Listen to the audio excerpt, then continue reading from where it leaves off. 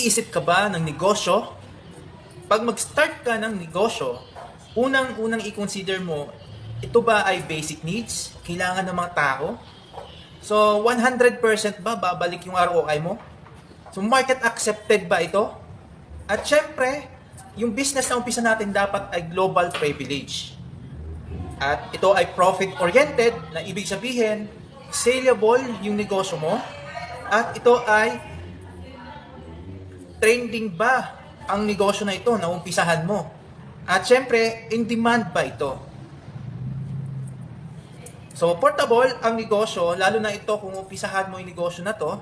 So, gamit lang ang cellphone mo or any gadget na meron ka. So, i-maximize natin yan. So, kung anong gadget na meron ka, pwede nating